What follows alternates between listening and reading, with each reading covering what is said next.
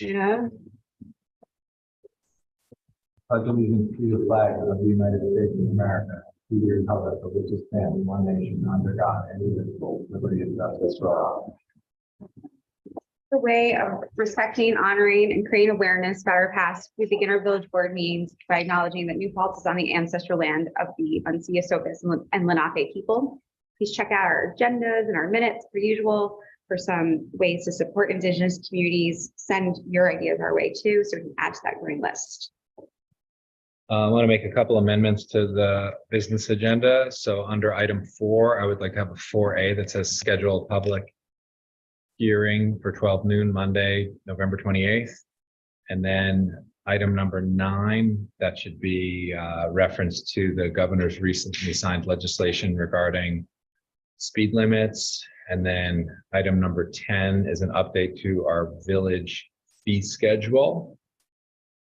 And item number 11 is a proposal to add a new street light on Huguenot Street. And that's all I have as far as changes to this agenda.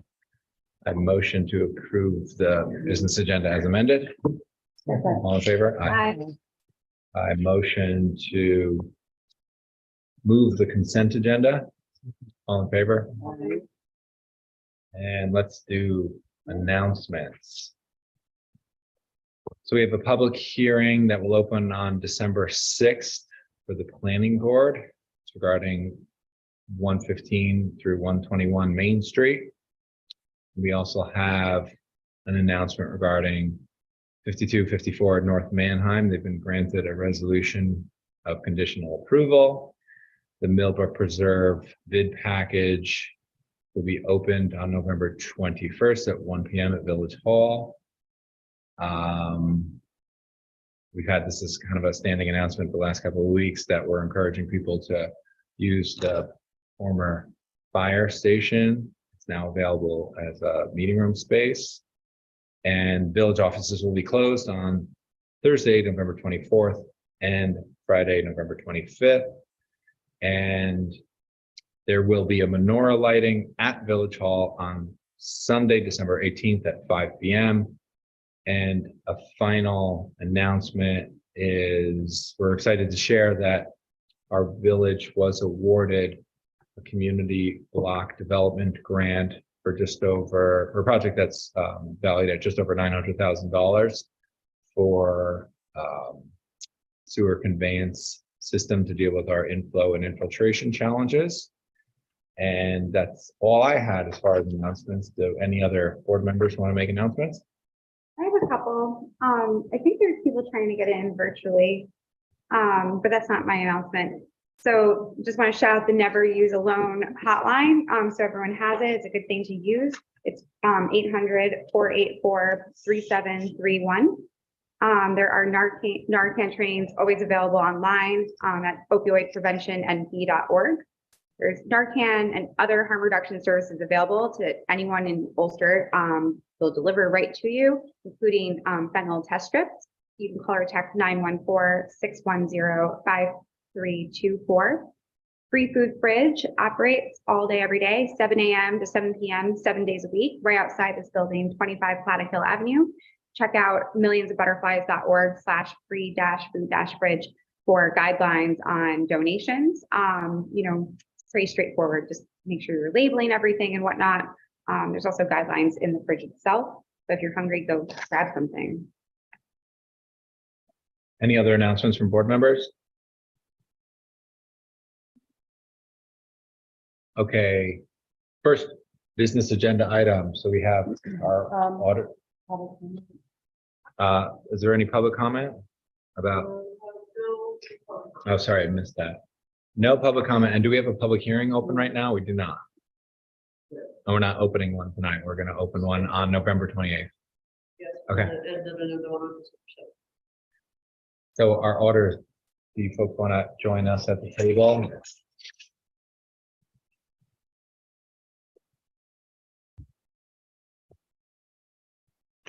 I have a handout.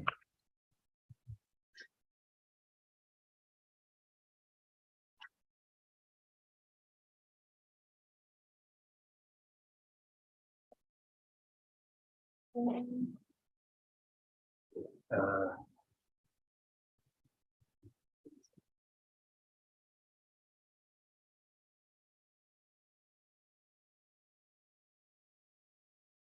thank you. Happy to be here. My name is Jeff Shaver, partner with PKF O'Connor Davies. This is,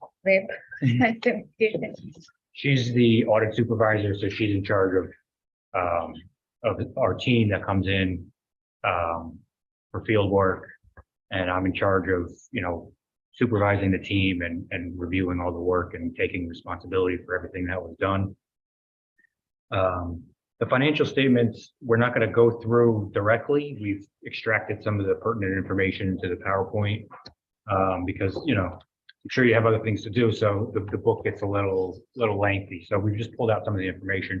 But of course, we're here to answer any questions that anyone might have on the book or anything we discussed tonight. The first 3 slides, I just kind of want to skim through quickly. It's really some required communications or things that were required to report to the board as your auditor. The most important of which is the auditor's opinion.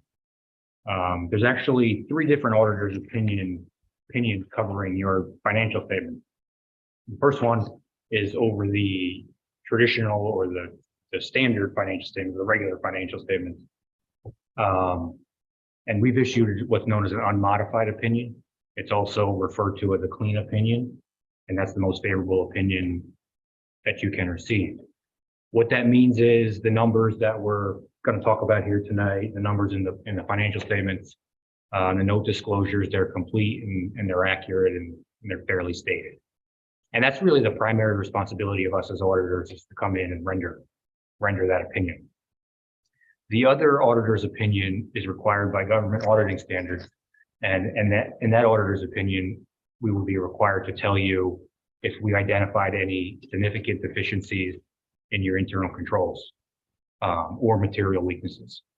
And so those are defined in the auditing literature, but essentially they're significant items that the board would need to be concerned about to attempt to address. So I'm happy to report that we don't have any of those items. So that's also a clean auditor's report. In fact, the books and records are in very good condition. Everything was given to us promptly, and it's a pleasure to work with the staff here. So we thank them for putting up with us, so to speak, and not wanting to kill us after we're here for a week, and getting everything to us timely, and makes it for our process to be quite a bit easier. The third auditor's opinion is regarding the federal expenditures that the village incurred during the fiscal year. Any entity that expends more than $750,000 of federal awards during one fiscal year is required to have a single audit. It's a type of compliance audit, and in that report, or in that audit and in that opinion, we would describe if you spent the money improperly or weren't following the federal guidelines in any way. So I'm also happy to report that's also a clean opinion on over compliance over those federal programs. And there were some significant federal programs during the year. Yeah, I was just curious, could you list those federal programs? So there were 3 different federal programs, the largest of which was the Community Development Block Grant for Hurricane Sandy work. That's $3.5 million. I believe that's being used towards Blue Firehouse, or yeah. And that might be only just what you expended during the fiscal year. So I think, if I remember right, the project was quite a bit larger. So that was really the bulk of it. There's $59,000 for it's also a Community Development Block Grant, but that was for sewer. I think it was a sewer line repair replacement. And then finally, the CSLRF, or the stimulus funds that were awarded to all the local governments. 364,000 of that was used in the water fund. Okay, so that's total of $3.9 million. So that's half of that ARPA award, and then I believe the other half will be included in next year's audit. Because they The village did has, half at a time. yeah, the village has a discretion to use it as it needed or No, wanted but to. I but this is for our fiscal year that ended in May. May 22. Yeah. So yeah, I believe that was half. So So then they paid the second half of our, It was paid subsequently, and Nancy did indicate that half of that is going to go to sewer fund and half of that in the water fund. keep in mind, when you receive the money, does not relate to what I'm talking about here. okay, You did receive, I don't recall exactly when they received it, in 2 tranches. Is that what you're referring to? yes, They received the money in 2 different tranches. That's not necessarily when you claimed expenditures against those I see. dollars. So they. So you're just looking at when we spent it Yes. for this. Yes. Now, in this case, the money was, there are very few restrictions on the way you could spend that money. So the village had quite a bit of discretion on how it applied those funds. So I think it just so happens that you applied it roughly 50-50, kind of like the way the 2 tranches came in. Right, okay, So I think it's a coincidence that, that you chose to do it that way, but that's kind of how it played out. I see. But you, so now you're free to use the remainder of the current ones. So those are the federal awards. That got us above the 750,000 Well over the 750. threshold that triggers Triggered as audit. the audit. Yep. So, and that also, and we're working on this now, involves filing this document with the federal audit clearinghouse. That kind of like completes our work, and we certify, Nancy certifies all the information. It's really all the same information in this book here, but it just happens to be in the federal government's specified format, and then we're completely done. U.S. trustees or anyone in the public could actually go in and download that file from the federal audit clearinghouse. It becomes public information after it's filed. Off track a little bit from the slides, but we'd also be required to communicate any fraud or illegal acts that we noted during the course of the audit. Happy to report nothing was found by us or reported to us. And I guess the next slide is really about management's responsibility. So that's what we do. We issue these, we render our auditors' opinions. Management's responsible for the financial statements. So they're really not, it's really not our numbers. They're really, the village's numbers that we're auditing. And so the village is responsible for those numbers and maintaining and establishing effective internal controls and complying with laws, regulations, provisions of contracts, providing us all the information we've asked for, and ultimately a representation letter, which certifies by management that they've given us everything we've asked for and everything true and complete. And of course, the board, when we say TCWG, those charged with governance, is effectively the board, is responsible for overseeing the process. And of course, collectively, setting the proper tone at the top. So that's really like the auditing stuff I needed to talk about. Just want to switch gears and go right into some of the numbers to share with you guys. I'm going to let Viv handle slide on page 5. So the slide 5 talks about the anticipated results versus the actual numbers for the fiscal year ending on May 2022. So the column 1, if you look at it, it's the original budget that was approved by the voters. The second column is the final budget, which includes any budget transfers or amendments that were done after the initial budget approval. I think there was some unanticipated insurance recoveries that came in, so you had to do some amendments there. The actual number is the number that actually shows the fiscal year results, financial results. The variance is the difference between the final budget, column 2 and column 3. So if From the top down, the revenues were anticipated to be around 2.9 million. But the actual revenues came in at 3.5 million. So you had surplus of 600,000. This was mainly due to mortgage tax. You got in around 250 more than what you were expecting during budget time. You also got grants for the street lighting project. So both of them put you over 600,000 of what you were expecting. So that was good. The expenditures were budgeted to be around 2.7 million, but the actual came in around 2.9.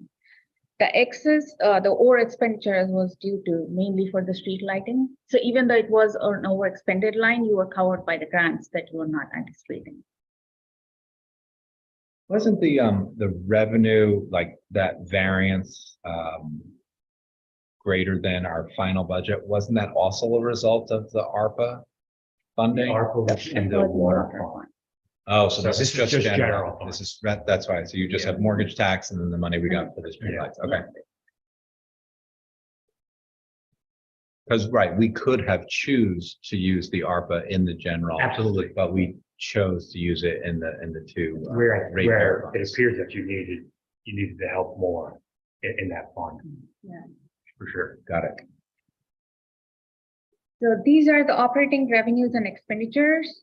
If you come down, the third section shows anything related to bond or transfers.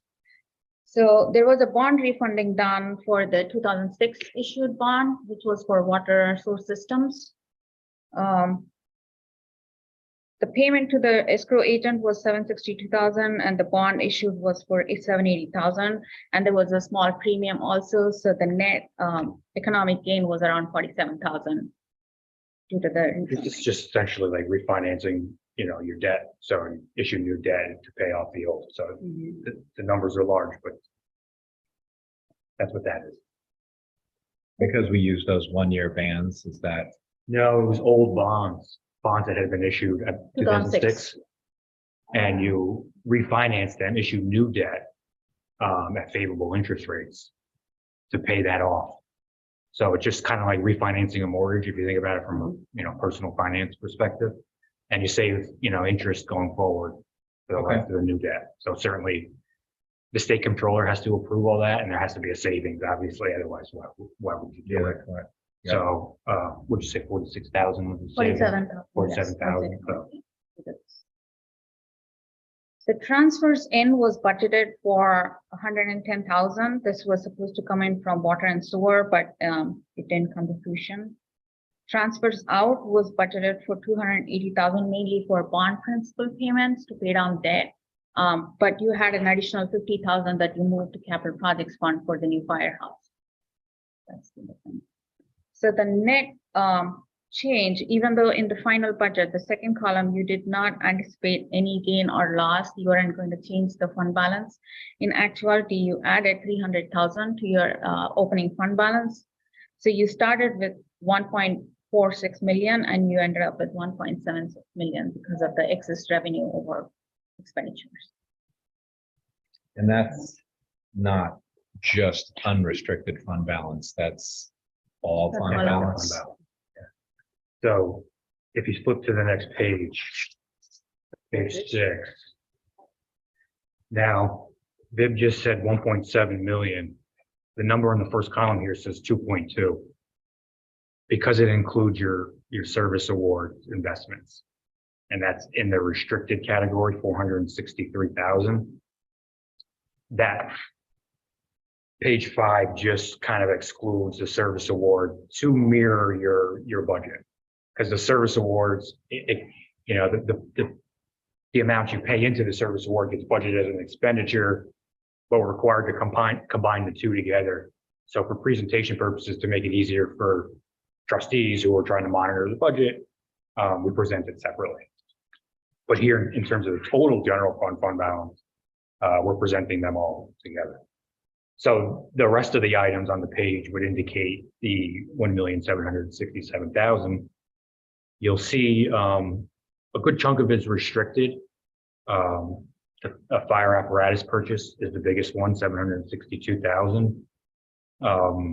you've set that money aside to be, to be used for that purpose, and you can't really use it for anything else. So you have that money set aside. 185,000 of the fund balance has been used to balance the 2022-23 fiscal year. So starting on day one of the fiscal year we're in right now, if everything comes out, if you spend every dollar, you collect every dollar, your fund balance will come down by that 185,000. So that's the plan. And the residual is is referred to as unassigned fund balance. That's really the amount that's not encumbered, earmarked. It's available for use at the discretion of the board, and that's 711,000. We also presenting the other funds of the village is a community development fund. Typically, at least in the last couple of years that I've been involved, hasn't been much activity in that fund. 583,000. Is the water fund, has a total of 359,000. Keep in mind that was roughly flat from the previous year. There was a small loss of 21,000. However, you applied all that federal aid to that fund. Had you not applied that federal aid, your fund balance would have been zero, really zero, or even a small negative. So that fund really needed the help. It's not generating the revenue that it did pre-pandemic. Yeah, and the reason we put it in the water fund is because we had only 43% of the dorms full.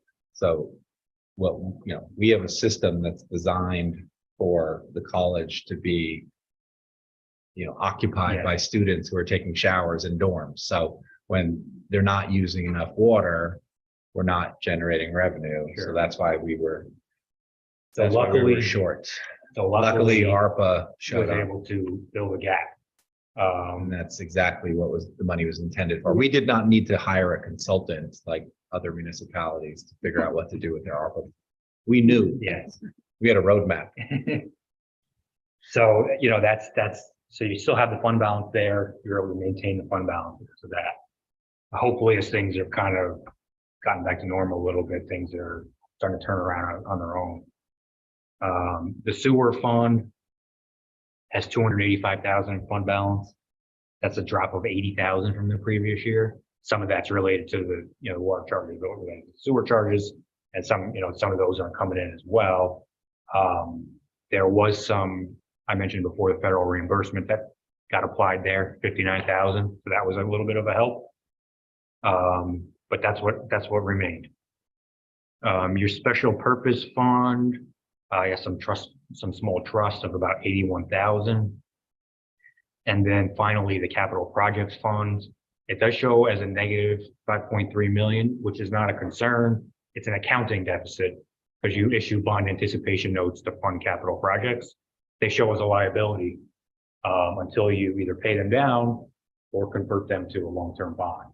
And when that happens, the negatives go away. So don't be alarmed by the negative balance there. So the community development fund at 583, that's our revolving loan fund. Which honestly, in the past 2 years, I've only been involved for the past 2 years here. There hasn't been any use. There hasn't been any activity, Right. to speak of. So it's the way we have used those funds historically is that businesses could apply to borrow money. This was community development block grant funds. So it sits there and it's siloed and it's available if a business needs it for a capital project, not for operations. But that's the challenge, is that we have not had businesses apply to use it. So certainly that's the balance you have, 583,000. The total amount to balance the 22-23 budget was 335,000. You say between the general fund and the water fund, and that's up a little bit from the previous year. Where you? I'm sorry, on page 6, in the assigned subsequent years expenditures, you have general fund 185,000, and then water is 150,000. The two combined is 335,000 on page six. Oh, same thing. So that's a balancing figure in your 22-23 budget. Your fund balances, as I said before, you know, spend as you anticipate and collect as you anticipate, expect your fund balance to come down. Hopefully projections come in that not require you to use that fund balance, but that's the plan going in. Page 7 is a snapshot of the general fund balance sheet. Nothing really too interesting, which is a good thing. Just cash and investments, up slightly from the previous year. You have some receivables, 200,000. You have some payables, minor payables, 143,000, and the rest is your fund balance, up 1,767,000, up by the 300,000 from the previous year. So, you know, strong cash position. Most of your fund balance is sitting there in the form of cash. And some metrics here on page 8. A 5-year history of that unassigned fund balance. You can see it was at a low of 500,000 in 2018. And then it's kind of hovered around 6 to 7, you know, for the last 4 years. Considering the pandemic, you know, and things were looking pretty bad for quite some time there, you're in fairly good financial condition at the end of the year. So we don't have an articulated fund balance policy, but we unofficially have a fund balance policy of about 22% in terms of unassigned as a percentage of expenditures. So what are your thoughts on that as a target? That's generally considered a healthy number without regard to any other factors. So keep in mind things that we wouldn't know as auditors. What other needs are there out there for that fund balance that you might need to spend it on? What type of emergencies might arise? What type of capital items are needed? You know, things like that. So, you know, the firehouse project, for instance, you were able to cover mostly with federal aid. If you weren't able to do that, where would that come from? You know, what else is lurking out there that the village needs to do with that fund balance? 10% is kind of like a recommended floor, and you wouldn't want to kind of. Yeah, that's my understanding, is that many municipalities use 10 to 15%. But that depends on the municipality, depending on their needs. You know, some feel that 10, 20% is not enough.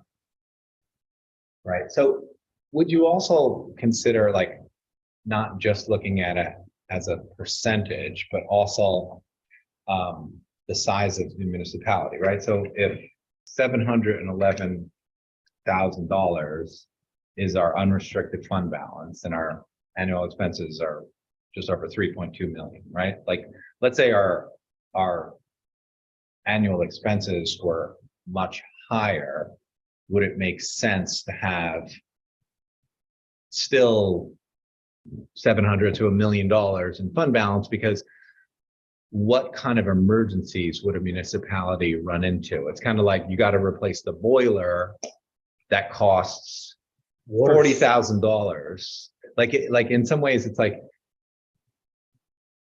emergencies cost a certain amount, whether you're a big municipality or smaller. You know, I don't know. I'm just kind of wondering aloud.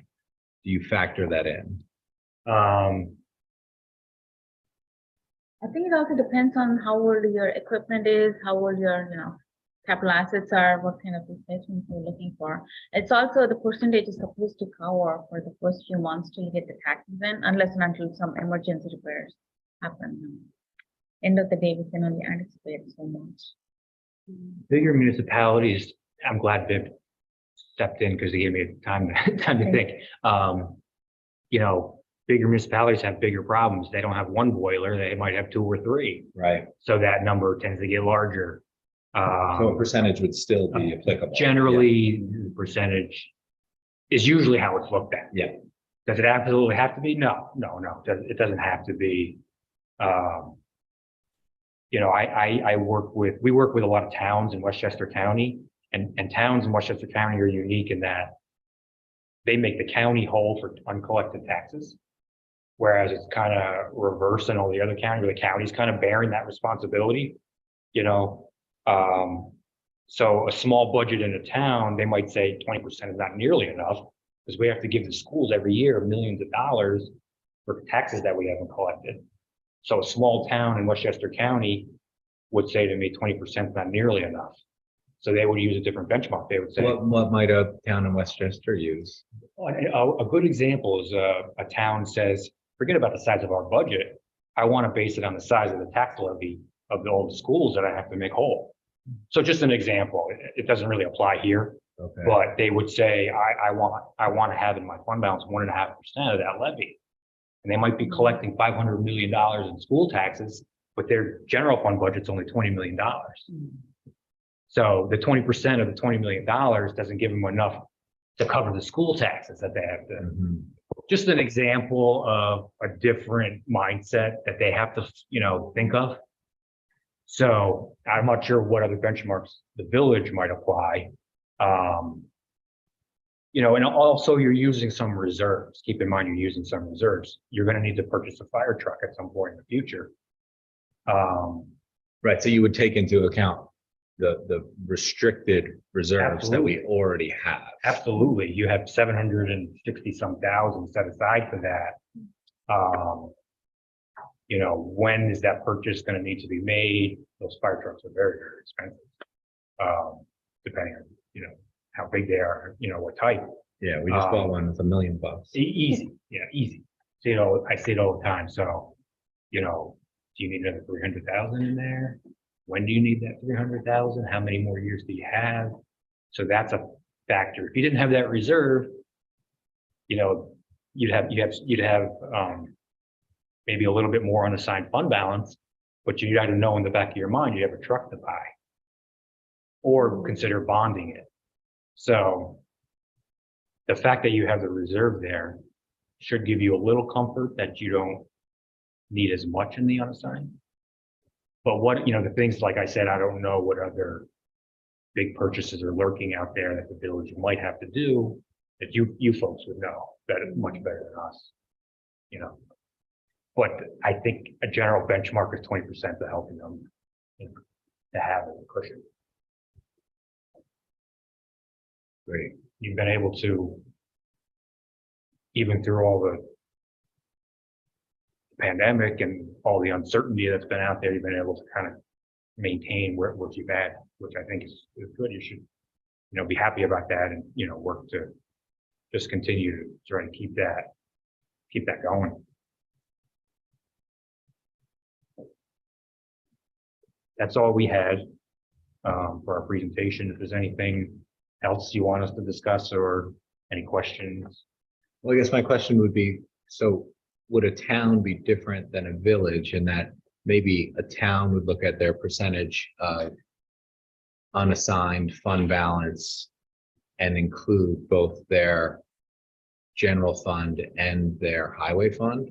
Yeah, they usually, the They wanna highway is a big combine X them. factor. Yeah. Yeah, so the highway. Like our highway expenses or the equivalent are already in our general fund. Yes, but you know, in the towns, they have to keep a highway fund and those expenditures tend to bounce, you know, depending on how bad the winter is, bounce up and down, you know, kind of unfortunate, but it's one of the things you have to manage. You know, so that's part of the mix for a town. So if a town is doing 10 to 15% of unassigned for general fund expenses, but then if they're plus 20% for general fund plus highway fund, that would be equivalent to our 22% Roughly. target. Keep in mind, you know, who's covering the police. Police tend to be a huge budgetary, you know, issue. So if the town's covering the police, they're going to have millions of dollars in police budget to drive their budget higher. And emergencies tend to be heavily, when things happen, police get called out and it's expensive. So that's some of the things they have to think about. So if emergencies- you're floating the full police expense, you would probably choose to have a larger fund balance target If as a something's going percentage on. of Yeah, expenses. how tight is your budget, you know, what's happening to your overtime? Or, you know, look at the police overtime becomes, you know, a potential issue. I think you also have to think about your water fund and your sewer fund. Because emergencies can happen there too. I've seen water emergencies become very expensive. You know, tremendously so that it's almost hard to believe, water main breaks. You know, they're just, you know, they can become, you know, very difficult to manage. So, But the same thing, you would have to pick a percentage of your expenses Yes. and that you want to, you know, maintain as fund balance in the water fund balance in the sewer fund. and 700,000 is just general fund. So Just are you comfortable with what's in the water to cover water fund emergencies and what's in the sewer to cover sewer fund emergencies? And so under no circumstances can we use money from the sewer fund in the water fund or the general fund, but we can temporarily use. There's always the option for one fund to borrow temporarily from another. But I thought that did not include sewer. Because I know there's proposed legislation that would.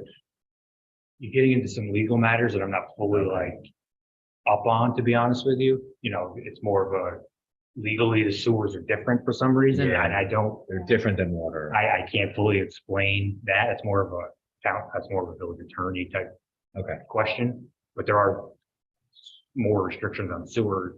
funds You're just than going to there are- assume that we're doing everything legally. You're just making sure that whatever we say we're doing, the numbers add up.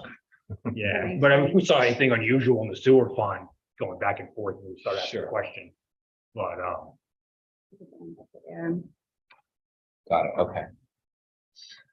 It's really interesting how with just ARPA, how like all these audits happening everywhere are gonna be different just because of how every community like approached it differently, you know, with their needs and stuff. Like just no two of these audits and just budget presentations in general are gonna be the same. Like opposed to other years when there's a lot of just everything seems and sounds the same as someone who listens to a lot of other municipal meetings for my day job. You guys have any other questions, comments?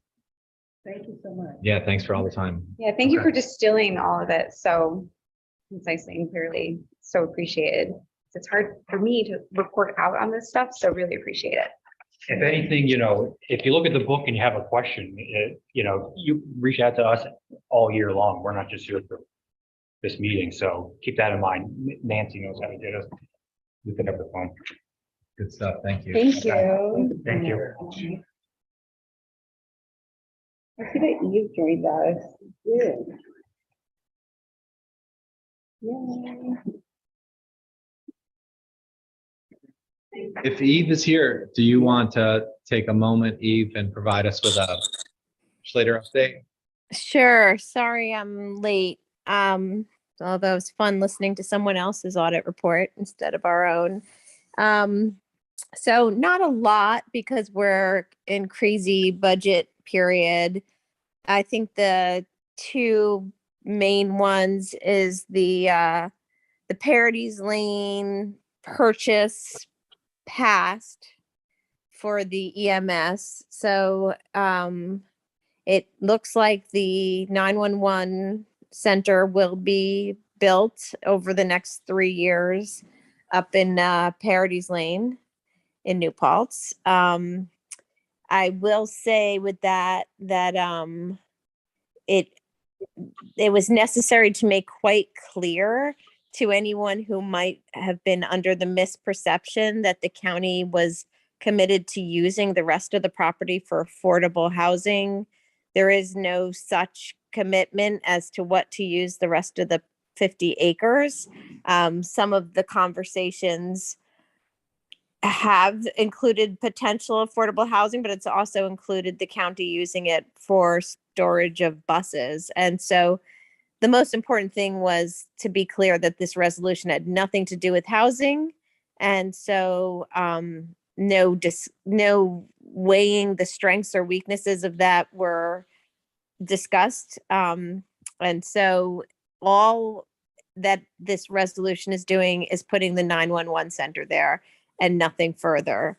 I do have some concerns because I know that the New Paltz superintendent put in a grant to the state suggesting that the county had committed to housing in on that property. I'm not sure. I've been trying to find out where he got that misinformation. I'm also concerned because I think that Which grantor? So the town of New Paltz applied for a grant? yeah. So which grantor, which regulatory body? Oh boy. So it's for neighborhood or community development, neighborhood development to to build up on that Ohioville portion of the town, kind of reinvigorate it. And the town was requesting money towards water and sewer up there, but with that expectation that that property that the county now owns would be a housing development, But which then, is not true. then the town would, I mean, there's a finite amount of water and sewer capacity in the village. Yes, I understand. That's So, very curious. well, the other part Curious is grant writing strategy. yeah, and it also is what concerns me also is that if that the county taking it over almost as equally means it would never be affordable housing, because that the county's going to now get to decide to use what forever for whatever they want. And like I said, they're looking for places to rehouse their green bus fleet. And so that very well may be what's used in that property. It's to be determined, but it's going to be off the tax rolls for the town. And it will be the 911. We're happy that we can move forward on putting the 911 center. We've always, that has never been the problem. It was really the location. We did manage to get the property for $1 million less than the original asking, maybe even more than $1 million less initially. But I wasn't happy with the final decision to put it in that location. I was among the minority, but that it ended up passing. So that's where it's going. Like I said, it could probably be a couple of years before we'll actually see it there, but that's where it's going. And then you obviously heard that the village of New Paltz, you got your water and sewer grant from the county. So that the legislature is going to have to vote on that. I'm hoping it'll show up in December. January will be the latest. I don't know why they wouldn't have it in front of us by December, except for that it is very busy budget season. But hopefully we'll be approving that, and then the check will be in the mail right after. So that's that. And otherwise everything, unless there's a budget question, there's just, basically a lot of, this is the time of budget amendments. So there's nothing I could say specifically because I don't know how all these amendments are going to go down. So you just said we were awarded the water and sewer, like I didn't see an announcement. Was that? They told me that they sent out letters last week. Oh, So only via the mail? Maybe that's why. I guess so. Check your mailbox. So surprise, you've been awarded. Yes, you got the full amount. But then it has to be approved by vote by the legislature still. Yeah, but it's not going to not be. I mean, we already Yeah. approved the funding, and then it's just that just the sort of contracting part of it we have to approve as well. But I wouldn't worry about it. I do know that Cool. So I've been curious about that resolution. adopting the revised Ulster County fund balance policy to dedicate funding to housing justice. Do you think that will come up in December or So this who is knows? no, because no, and I shouldn't have said that way. This is coming into the 2023 budget. And so the realization is that these dedicated amounts for those kinds of things really just makes sense to make a part of the 2023 budget. And also there's just sort of coming off of your audit conversation, we're learning that terms like funds versus accounts, like there's these monies can, what you end up putting in has its own kind of challenges and restrictions of how you get to use it. So there will be money, where it's going to actually sit, what the account is going to be called, is to be determined, but this is all getting incorporated as amendments into the 2023 budget. Well, thank you. Yeah. I know I personally have been really excited in watching that idea go forward. So I like the idea of it being actually a part of the budget rather than a slapped on policy. So thanks for your work on that. Yeah, especially because again, after your last meeting, some of the concerns, at least for me, was that it would have been based on future years, and there's no saying where the fund balance. If you're fiscally responsible, you wouldn't have necessarily this excessive fund balance, and so it just makes more sense to just allocate the funds to whatever the appropriate account is that we have now. Cool. Any other questions?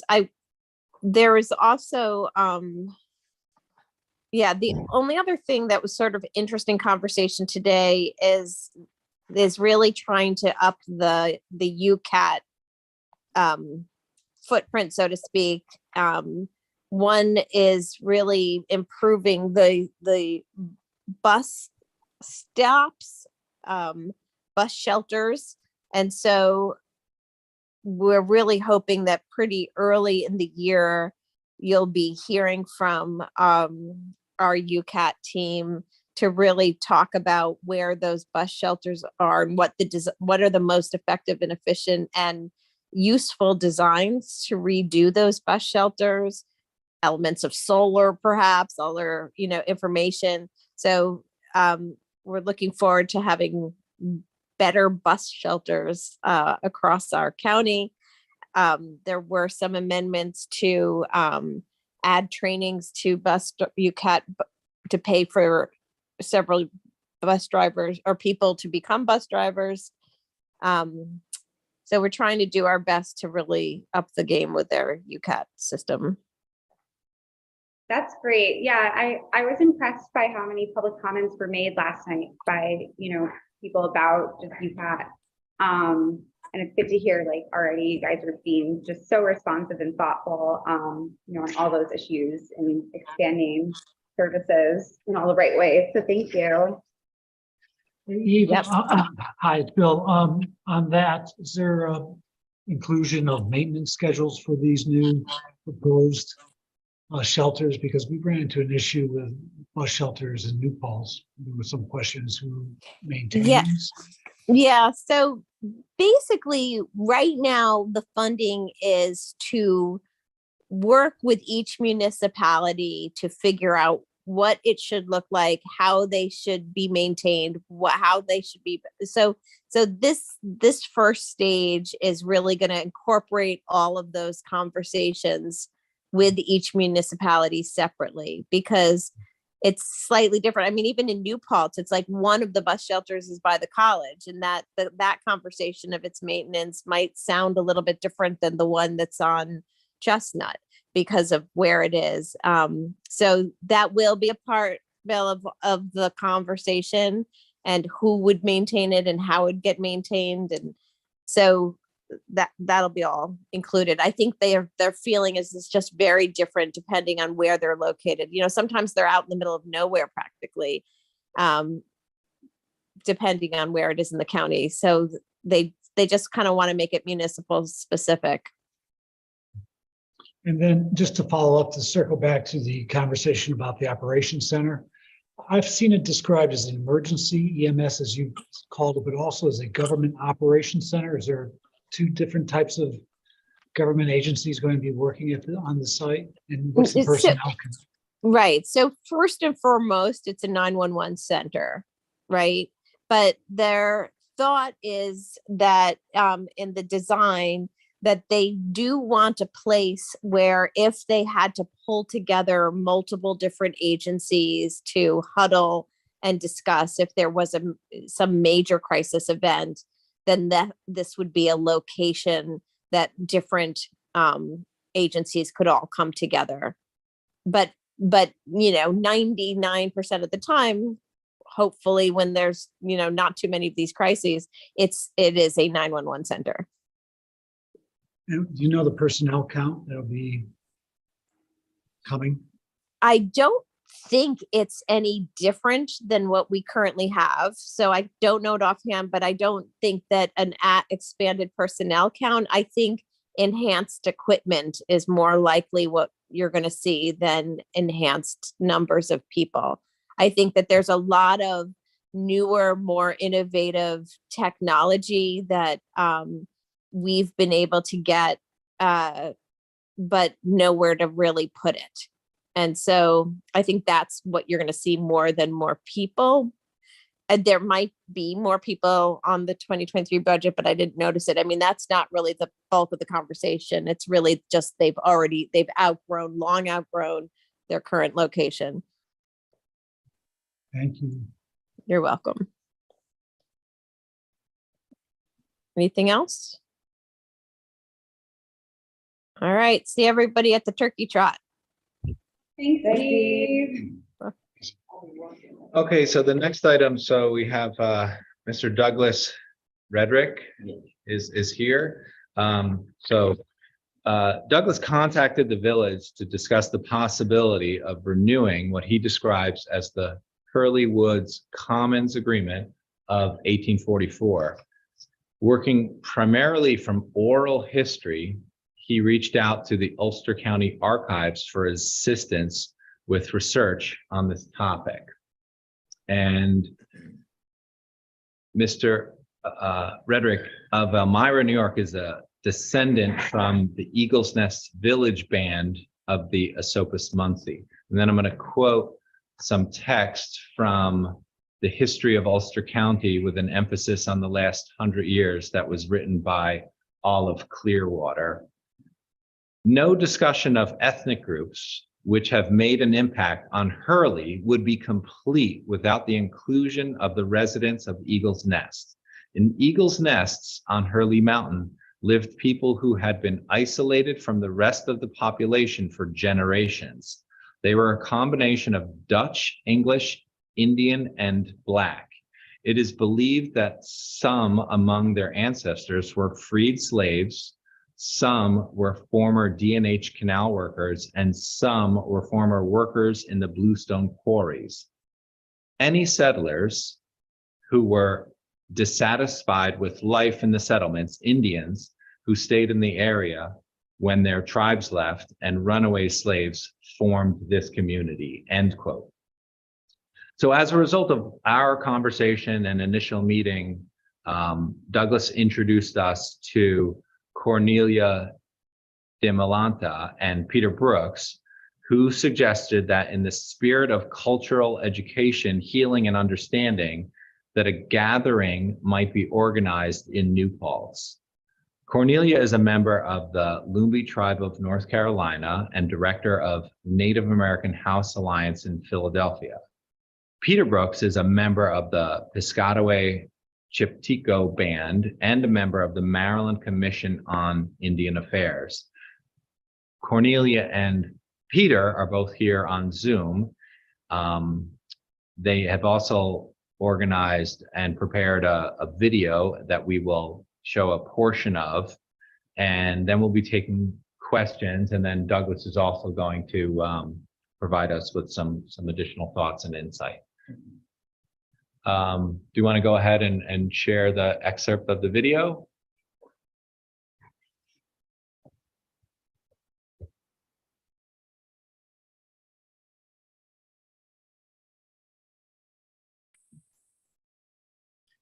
Peter, are you going to start the video now? Autumn is working on it. They do it from there. And I Okay. think we'll be able to see it. Okay. We may or may not. I don't know. We'll see.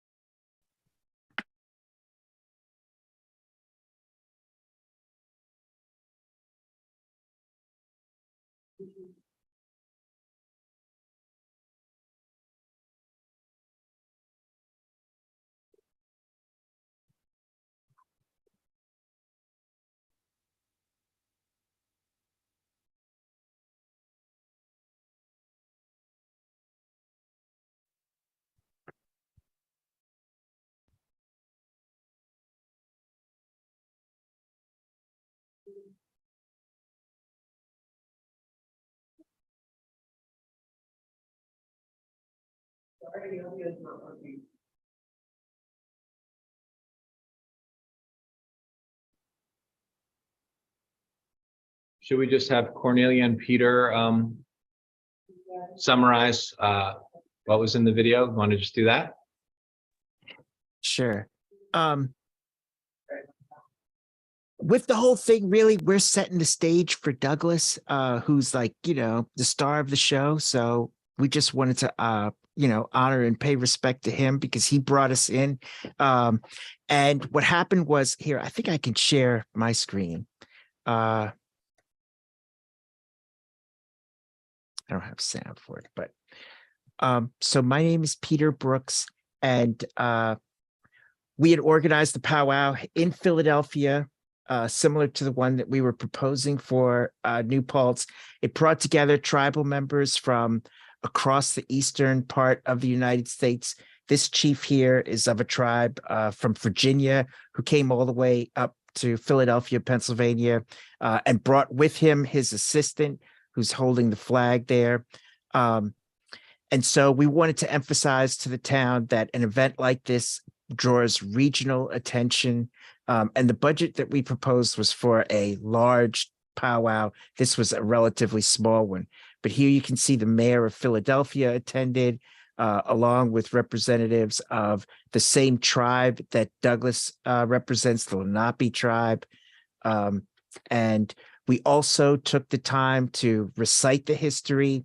And this is where we really want to introduce Douglas to give him the opportunity to explain what he has to the larger population and people who would be interested. We had several hundred people. A lot of people were picnicking and stuff off in the shaded areas because it was kind of a hot day. But at the end, we have a community dance at every powwow where everybody gets a chance to participate. And it's a very moving moment and something that's really memorable for people. And as you can see, it's appropriate for kids and young ones. The way, these things work economically is through the vendors that sell the Native American souvenirs and memorabilia and stuff that people remember from a long time. It's a colorful event. It's a prestigious event. It gets people more interested in Native American culture. One of the things we did, which you can also do at a powwow, this is a great time to honor people. As we pointed out, the powwow takes place because of the veterans. And at this powwow, we were honoring the first responders of Philadelphia. And that was because, we were coming off of COVID and stuff like that. So it's one of those rare instances in American life where you get to say thank you to people who are your, heroes and unsung heroes. This was the flyer that we used to promote it. And this took place at a historically significant point and park in Philadelphia. And it's a chance, of course, to get a number of funders involved who can participate and benefit from the powwow. We took the video from ours and, some of the photographs and stuff like that, and, are creating other products to attract attention and tourism and that kind of thing. The only thing that the video emphasizes is the history of the powwow, which it's a very, very fundamental, if you will, sort of a pillar of Native American culture. The gentlemen were describing how when the warriors would come back from the hunt or from even a war party or something like that, or even an intelligence gathering type of thing, they would stop before they entered the village and put on their best regalia, whatever they had taken from the other side, and whatever their weapons were that they were hiding or whatever, they would bring them out and stuff. And they would come back into the village, into the community. And it was like a celebration because, you know, our warriors were back, our men were back. And one of the things I emphasize is how this is such an important part of American culture. You know, in the United States military, we have this thing of no man left behind. That's actually a Native American tradition. You know, because you want to be close to your ancestors, you speak the same language as them.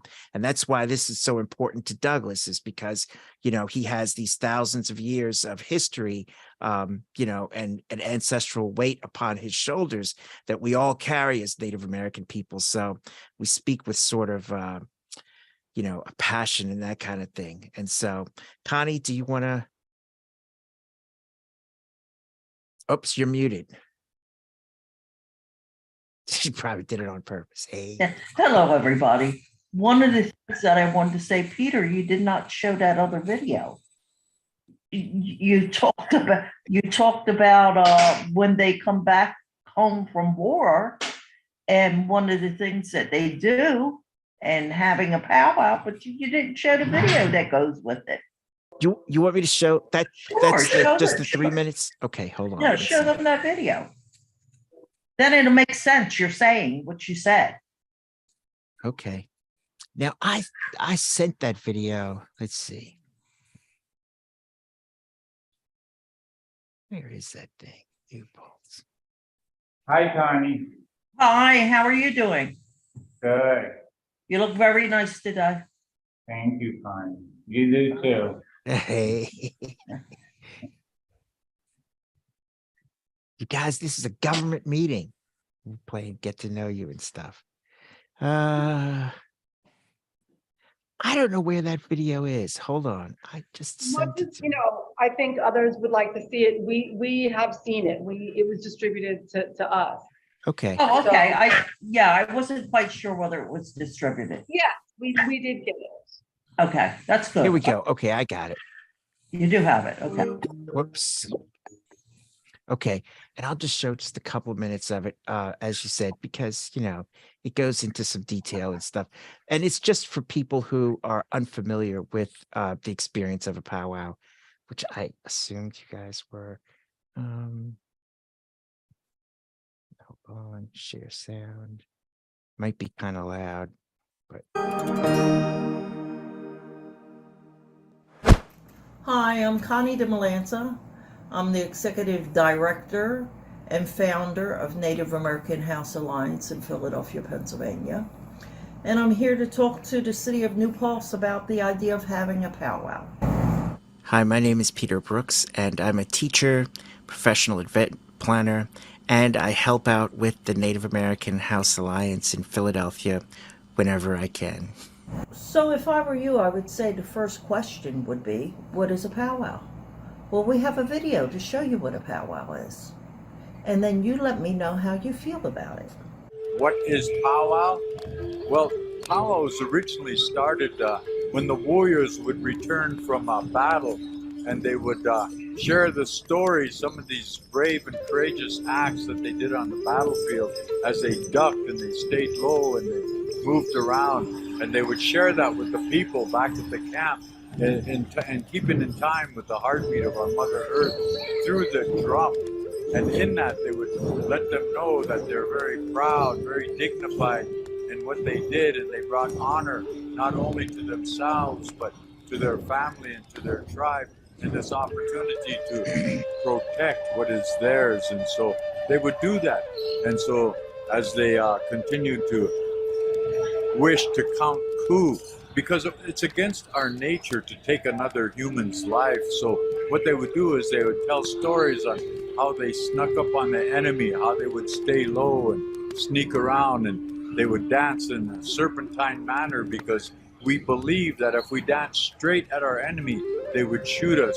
So we had to be kind of hard to hit, hard to shoot at, So we'd dance in a serpentine manner. And when we'd find our enemy, we'd go count coup, and we'd hit them with our coup stick. And so you see in some of the attire, big rocks at the end of a stick, or a knife, or a sharp object, or something like that, as they utilize for acoustic. And so instead of killing their enemy, they would humiliate them with a big bump. The paint was significant because the warriors, they always painted themselves the same way because that was their identity. And then when the enemy went back to his camp, they would ask him, who put that big bump on your head? They would have to tell him that guy with the red paint and the black line underneath, that's who did that to me. In lieu of killing your enemy, you just humiliated him by hitting him on the head or whatever. And so because we felt that as First Nations people, we felt it was against nature's law to actually kill another human being. So we'd count coup in lieu of killing them. And so when we returned from the battle, we'd share the story on how we'd sneak up on our enemy, how we'd count coup, and then some of the stories that were told about you by the enemy was how you acquired these deeds, this acknowledgement of these brave acts, and they would tell stories about you, and they'd even make songs about how you did these things. And so that was that's how powwow originated. All right. So we'll leave it at that, and then you can see the rest of it on your own. But yeah, that's the type of event that we want to have. The images that you saw are that's for a competition type powwow. That's a regional powwow that'll bring people together. They'll come to see that. When they come to see that, we wanted to use this as a stage to introduce Douglas to the community. Perfect. Well, thanks for the video and attending our meeting. So Douglas, do you want to provide us with some additional? Absolutely. Well, thank you for this moment here, all that are present. I would like to say that you mentioned Judge Clearwater was one that was very, very rooted in eugenics and not favorable of our people. I stand here, or I am here present today as a spokesperson, a runner for the people. I'm not a single, this is not a Douglas. We're a communal society of people. So I am only speaking for the community. Oh. The Esopus Muncie people are a first contact people. I did send something over to all of them. One that has credentials as a world-renowned historian that spent time to know our people. And that's true facts. We are in touch and we communicate with all our other communities as well. Those that are true and real know the real ones, and we know the fake ones. Anadarko are relatives. And Kansas, we have been displaced. We're displaced people. So we live in many places and we stay connected. Because we Wait, hold on one second. Connie and Peter, can you guys just put yourself on mute? Oh, I'm so very sorry. I'm sorry. Okay, sorry. Douglas, continue. Yes.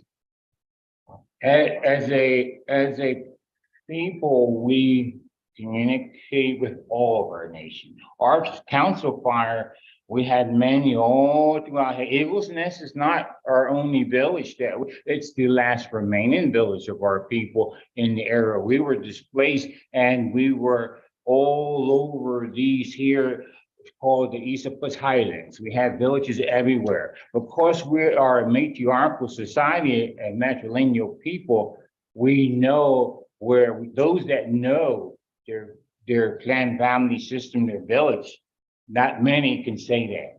Not many. Oklahoma, all over. But here present, we can say the Esopus Muncie people know their clan villages because we've always been through these here Highland Mountains. This is sacred. Blue lands are sacred to our people. We have many, many people buried all throughout this here place here. You go to the New Paltz, Ulster County Fairgrounds here in New Paltz. You got many, many, many unborn babies and all here. So when one wants to do a powwow here, they have to know our people, our story, our pain. This is our story of our people, our ancestors. Anywhere I drive around here tells the story of our people. So we communicate with all the other communities. There's a turtle family. There's our spirit totems. There's a turkey. And then we are the wolf spirit, protectors of the land. And they know us, and all of them respect the Esopus Muncie are a strong, proud people. And not the Esopus Muncie of the 1980s. We are the 21st century Esopus Muncie of today. Anishi. Enough. Speaks the truth. Thank you very much. Any questions from our village board? Okay. Any additional thoughts, Peter or Connie or Douglas? Well, you guys, as you see, you're right in the middle of some pretty serious stuff. Yeah, I would say, Whoops, there she muted herself, but I unmuted your it. team that continue. Oh, okay. I don't know what I'm doing here. Anyway, I think that your community is in the midst of something very serious that is going on. I think that Douglas's people are looking for answers, and it's going to be very hard to find the answers for him. I think everybody has to do their research. And I think that his tribe and his people deserve an answer as to what he's asking. It would make very good sense just to find out an answer for him and give it to him. And the critical thing Can is that help in any way, we're willing to. we're supporting him, and that's why we're here. And we think it's important that these stories be told, and that's why we're supporting Douglas. Well, we support, I will be speaking with the other of our many, because we're not just, we're small, but there's many of us. So we got little kids, they say, bands everywhere. And that's how we are. We work together because we go back to since time immemorial. We've been here for thousands of years. So all throughout this area where there's houses, that cannot take away the many, many spirits that live here and take them out. They're here. Let me ask this one question. Is there a land acknowledgement for your tribe of people anywhere around in the area? They started the meeting with the land acknowledgement and the resources. We have to provide them with resources. Yeah, but is there actually a land acknowledgement plaque anywhere? I believe there are some, I don't know that there is one here in New Paltz. I believe I have seen, I've had the honor and pleasure of learning with Turtle Clan Chief Vincent Mann, and that's where I've seen. Vincent Mann has nothing to do. We a Turtle Clan people, if he wants to get in touch with the Turtle Clan, tell him call Anadarko. That's Turtle Clan. This is Wolf Clan country here, and he is not, we're a matriarchal people. So this here person that calls himself Peter Mann, he comes from his mother's clan. That's what matriarchal systems are.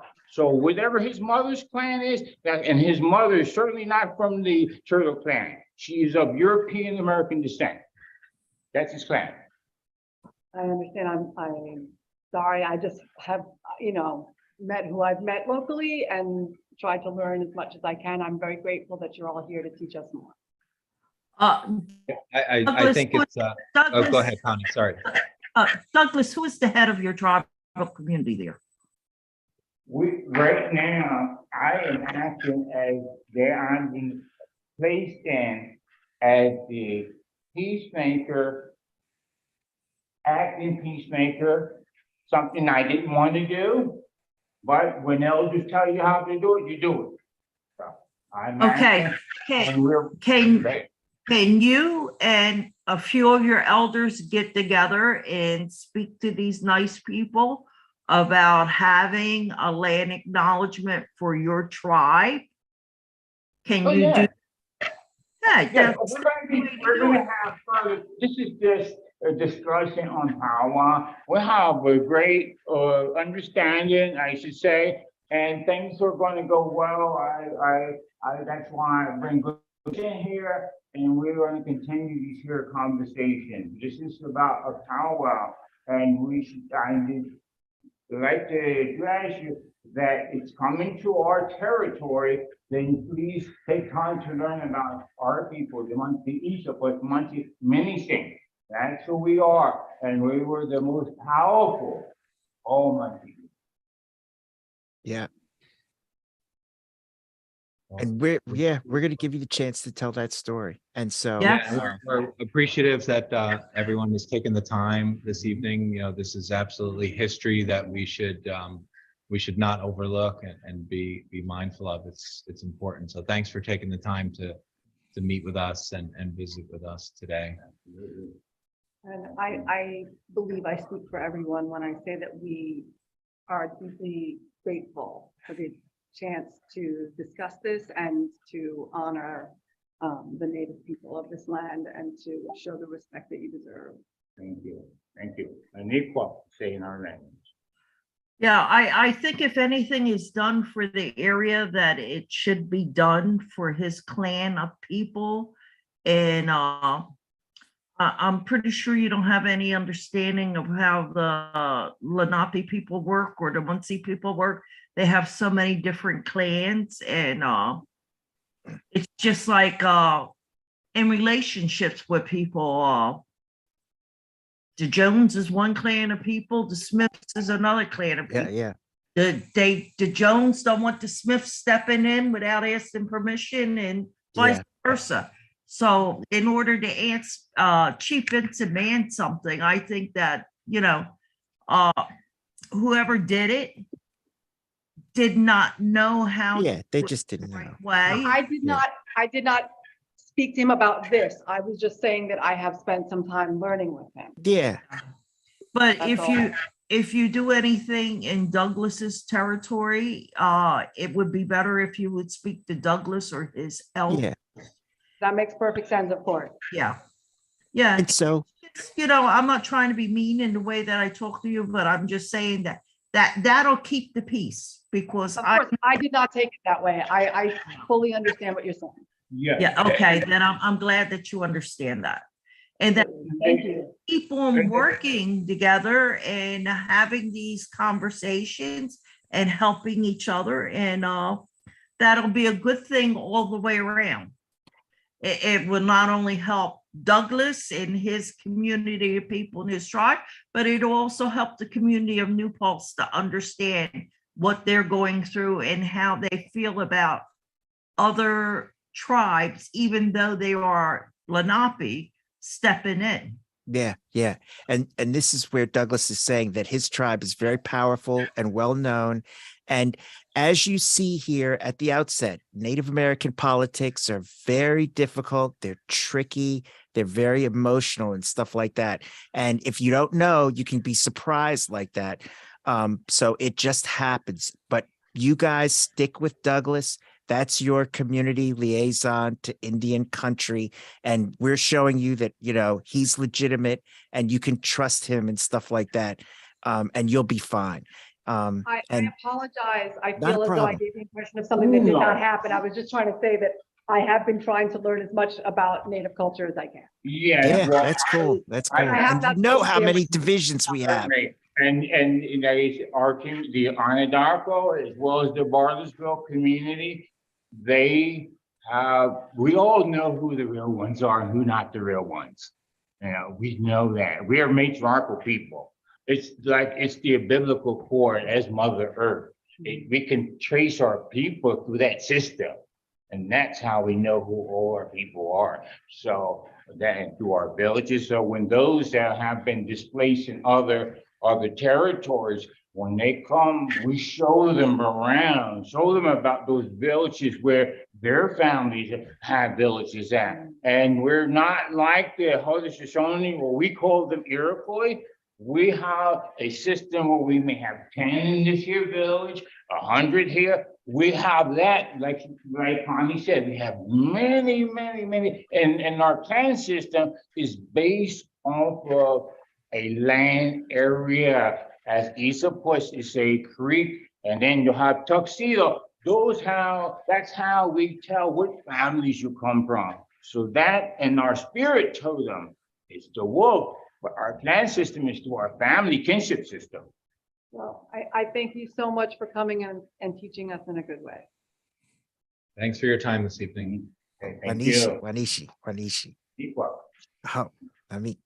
Thank you very much for having us. And thanks for Thank you for joining. coming. Thanks for joining. Great. We're gonna move to this next agenda item, unsafe building unit. So we brought this up at our last meeting. So I'm gonna propose that we adopt resolution of the Village of New Paltz declaring the existence of unsafe building conditions pursuant to Chapter 90 of Village Code. And that will schedule a public hearing for the order to repair, remove on Monday, November 28th. The order from the building inspector will be served together with the adopted resolution in accordance with section 90-8. And that public hearing will take place at a special village board meeting at noon on Monday, 11/28. Someone want to second my motion? Any further discussion? All in favor? Aye. And next business agenda item is our resolution in support of Trans Day Remembrance. So Alex, I'm gonna let you take it from here. Sure. So this is our resolution memorializing the designation of November 20th, 2022 as Transgender Day of Remembrance, and the whole month of November is Transgender Awareness Month. So whereas Transgender Day of Remembrance was founded by transgender advocate Gwendolyn Ann Smith as a vigil to honor her memory of Rita Hester, a transgender woman who was killed in 1998. The vigil commemorated all the transgender people lost to violence that year and began an important memorial that has become the annual Transgender Day of Remembrance. And whereas Transgender Day of Remembrance is an annual observance on November 20th that honors the memory of transgender and gender nonconforming and gender diverse, or TGNC people whose lives were lost in acts of hate, acts of anti-transgender or anti-gender nonconforming violence that year. And whereas according to data compiled from the Trans Lives Matter website, Human Rights Campaign, and GLAAD, and the media coverage linked throughout those reports shared on all three resources, there were at least 341 reported murders of TGNC people globally in the past year, specifically between October 1st, 2021 and September 30th, 2022. And whereas at least 55 of those reported murders of trans and gender diverse folks in the past year were in the United States alone, compared to last year's figure of at least 49. A majority of those TGNC victims of violence were Black and BIPOC people, and their names are.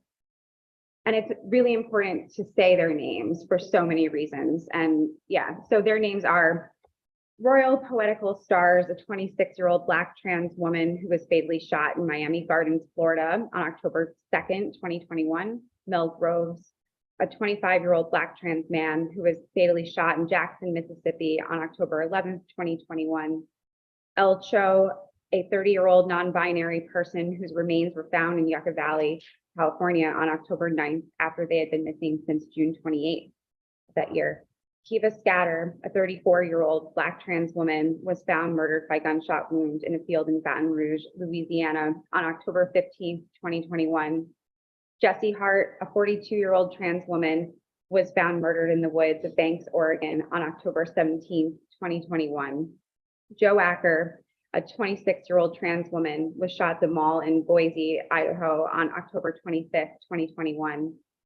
Ricky Outnumeru, true starlet, a 39-year-old Latina trans woman, was shot by her boyfriend at least 5 times at their home in Centralia, Washington on October 31st, 2021.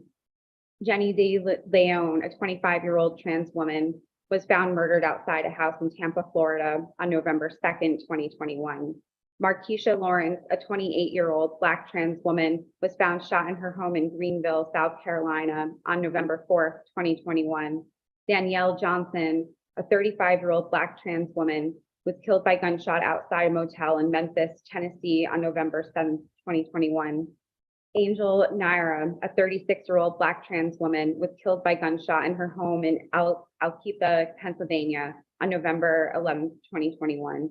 Nikai David, a 33-year-old trans woman, was killed by gunshot in Oakland, California on December 3rd, 2021. Martina Caldera, a 38-year-old Black trans woman, was killed by gunshot and found under an overpass in Channelview, Texas on December 6th, 2021.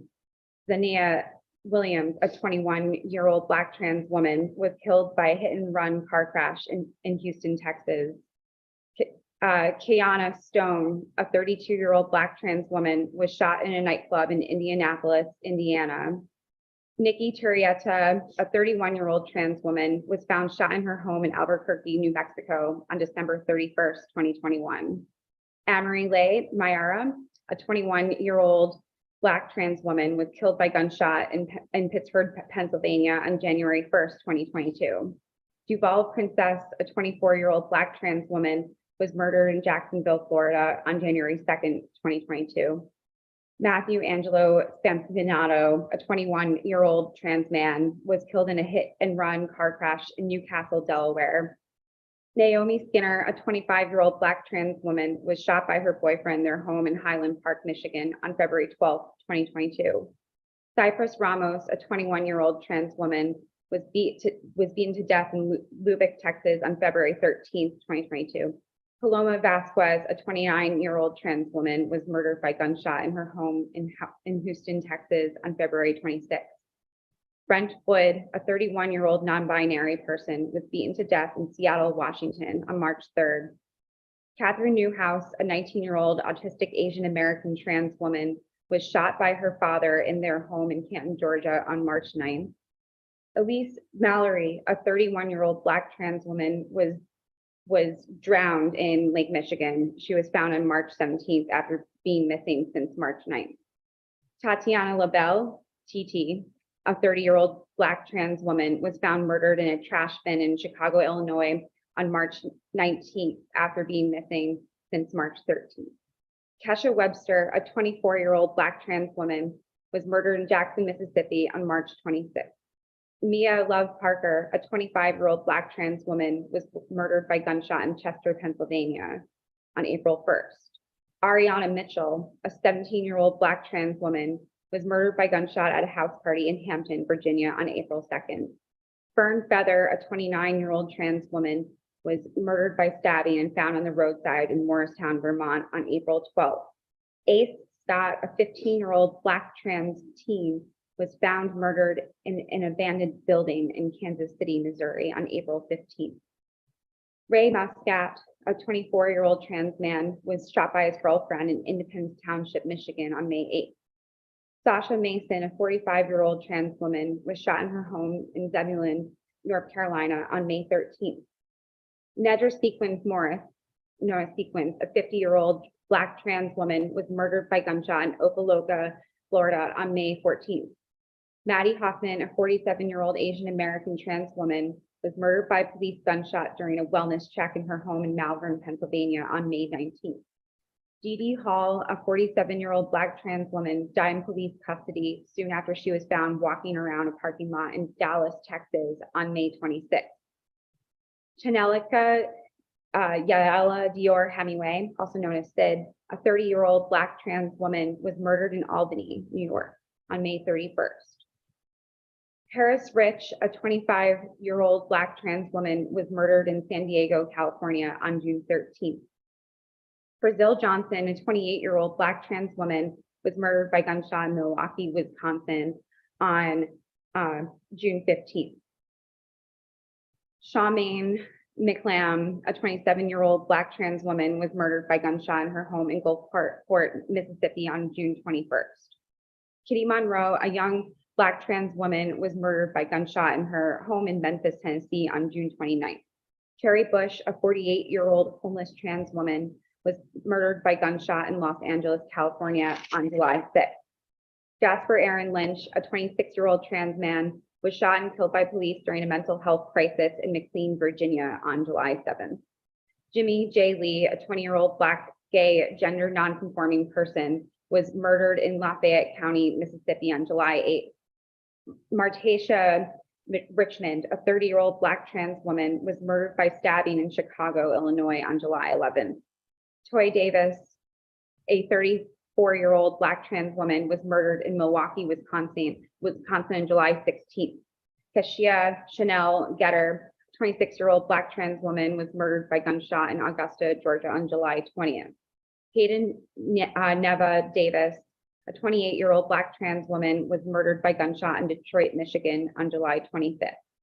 Camilla Marie Swan, also known as Dee Dee and Candy Red, a 29-year-old Black trans woman, was murdered by stabbing in Kansas City, Missouri on July 25th. Maricela Castro, a 39-year-old trans woman, was murdered by gunshot in Houston, Texas on July 29th. Kimbella Kimball, a 21-year-old Black trans woman, died in police custody at Harrison County Adult Detention Center. Video shows her being tasered by corrections officers despite her struggling to breathe in Gulfport, Mississippi on August 6th.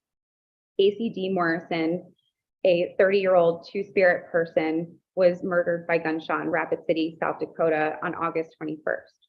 Dee Dee Ricks, a 33-year-old Black trans woman, was murdered by gunshot in Detroit, Michigan on August 27th. Regina Allen, or Maya, a 35-year-old Black trans woman, was murdered by gunshot in Milwaukee, Wisconsin on August 29th. Samaj Sincere Billings Slay, a 33-year-old Black trans man, was murdered by gunshot in Jacksonville, Florida on September 21st. Whereas we say at least this many transgender and gender nonconforming people died victims of anti-trans hate because too often these deaths go unreported or misreported. And whereas additionally, at least 48 trans and gender nonconforming individuals died by suicide in the same time frame, 12 of whom were in the US. And whereas 35% of these murders took place on the street, 27% in the victim's own residence.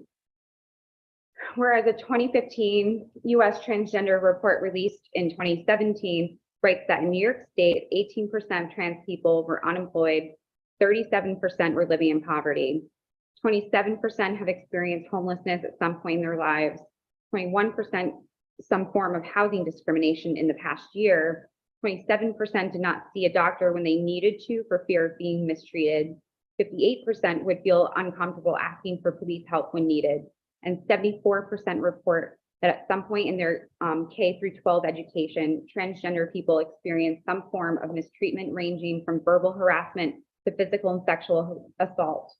And whereas a 2020 study conducted by the Center for American Progress shows that transgender people continue to face discrimination and marginalization in society.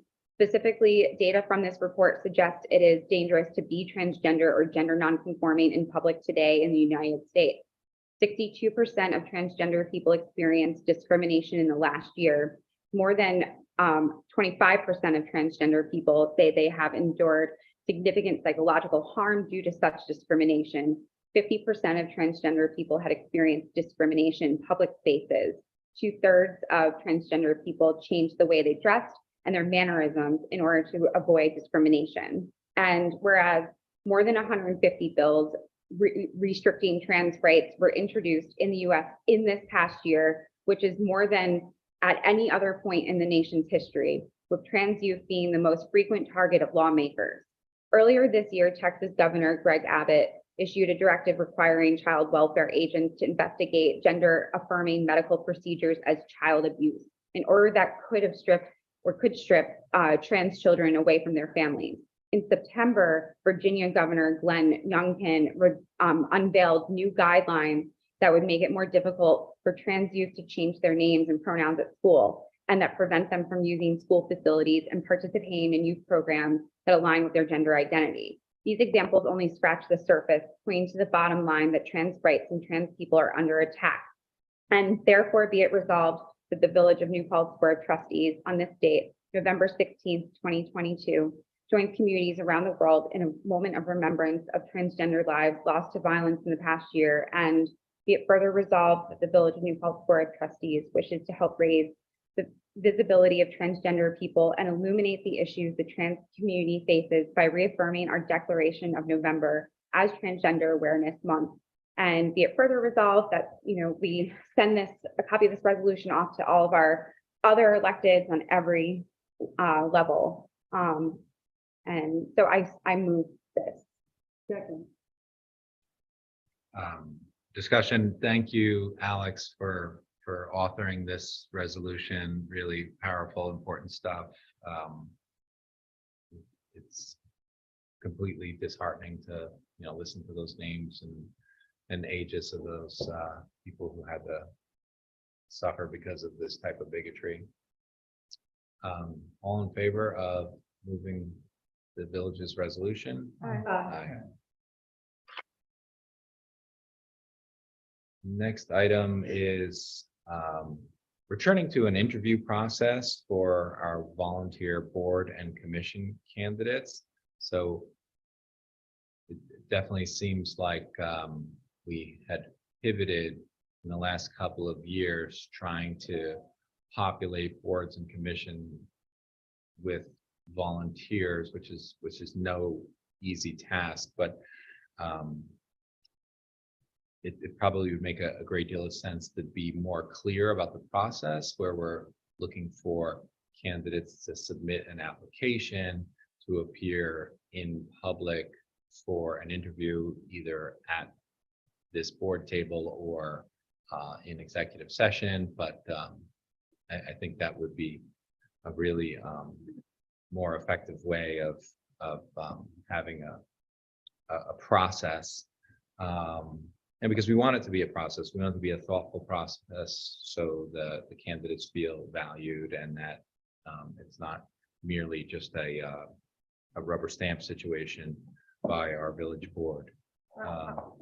I would like to share what Trustee Michelle Zip suggested, because I think it's kind of right on.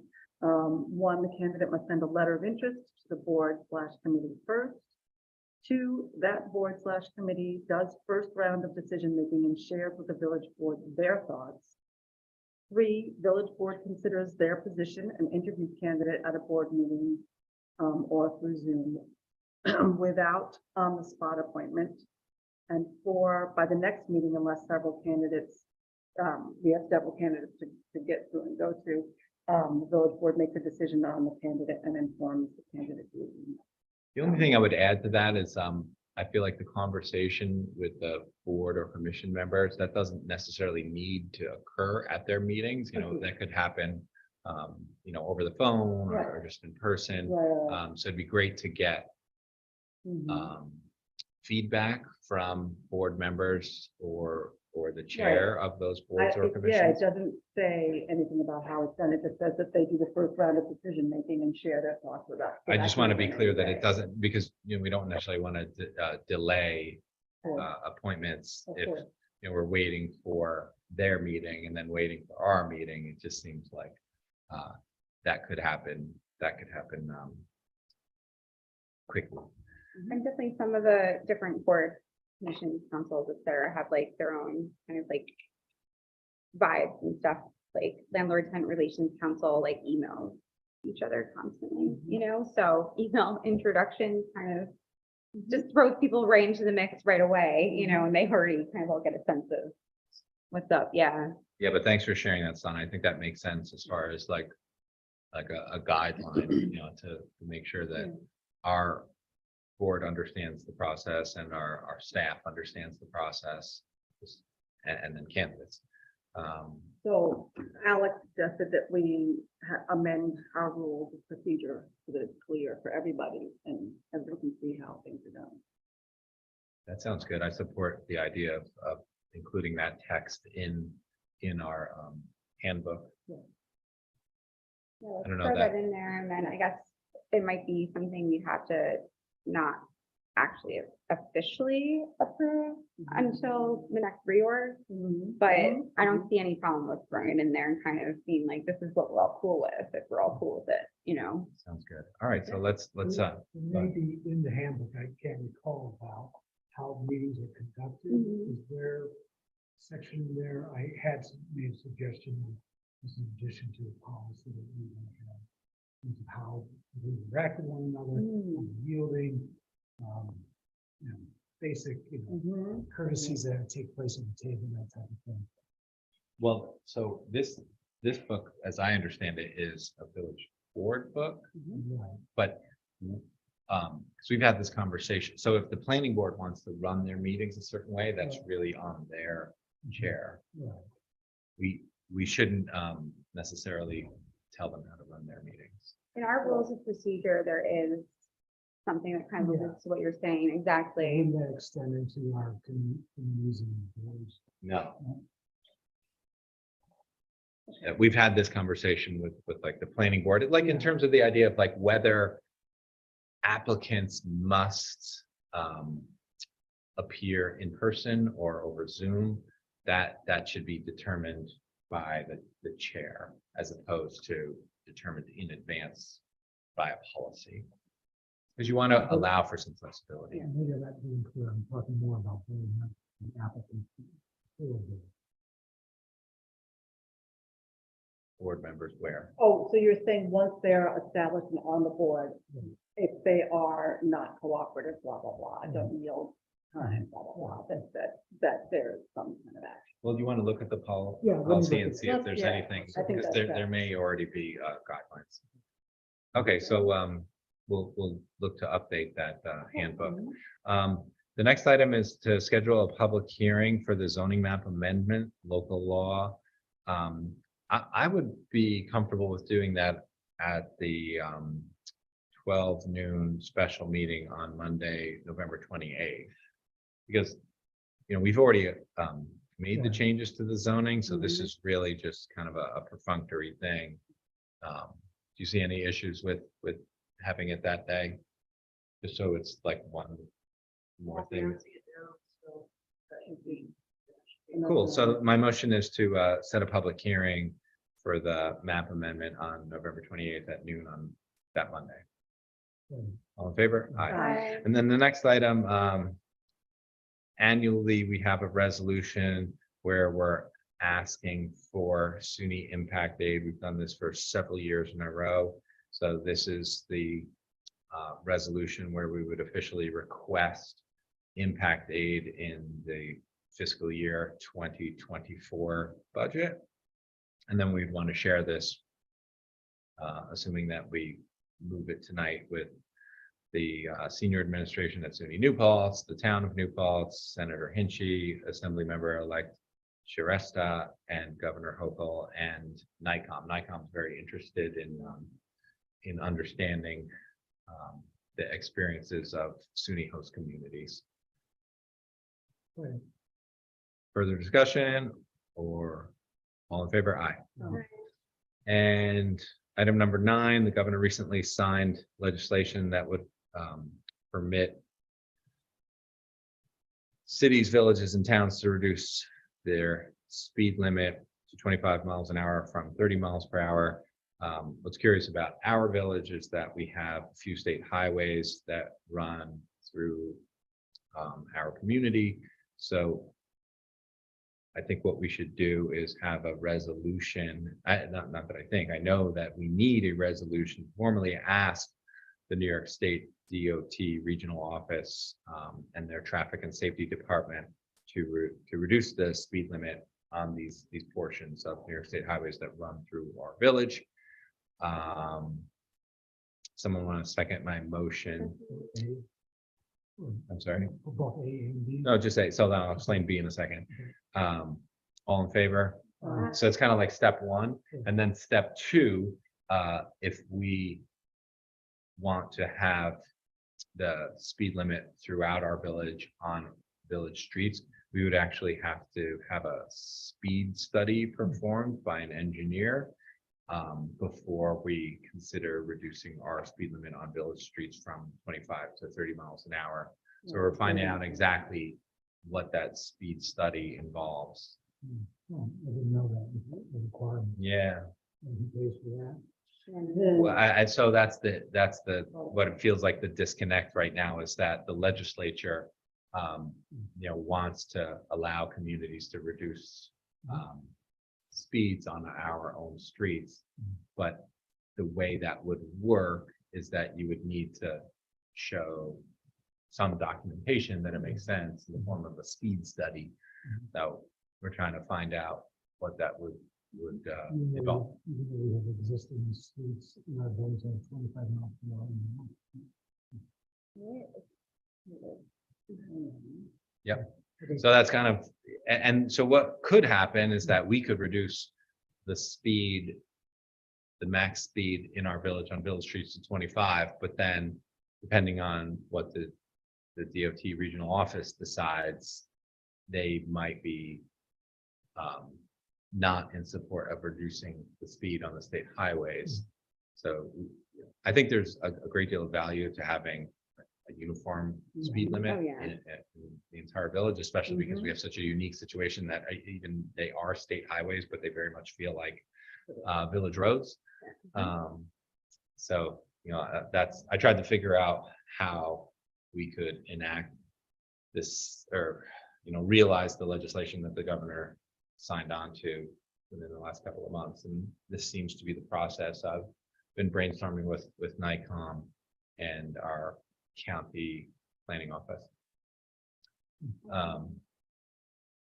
Okay, so the next item is an update to our fee schedule. So just a couple of things, increasing the non-refundable filing fee for permit applications from $50 to $75.